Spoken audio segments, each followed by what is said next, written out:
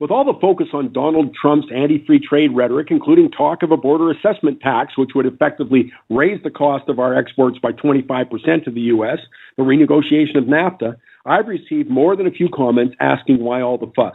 Maybe not a surprise, given that according to an Angus Reid poll last summer, only 1 in 4 Canadians thought that NAFTA was good for Canada. Let me be clear. If those kinds of measures went ahead, we'd lose hundreds of thousands of jobs. Our standard of living would decline, as would government revenues. Now, before you send the hate mail, I invite you to consider this. Every country in the world wants the kind of special access Canada has to the U.S. consumer. But sadly, not 75% of Canadians. Maybe it's not such a head shaker given the opposition to free trade of groups like the Canadian Labour Congress, the Council of Canadians, and especially the Teachers Union. I'm old enough to remember when the BCTF joined the World Trade Organization protest in Seattle, stating that Canada could be compelled to provide private foreign-owned institutions with the same funding or loans as Canadian public schools, and we'd be forced to relinquish the authority to determine standards in teacher training and certification. I mean, laughable nonsense.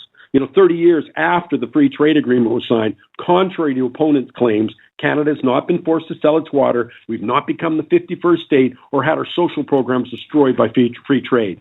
Every stat says that the country as a whole has benefited by getting special access to 350 million American consumers, which is why the Liberals, Conservatives, businesses, and every objective economist in the country is worried about Donald Trump's anti-free trade rhetoric.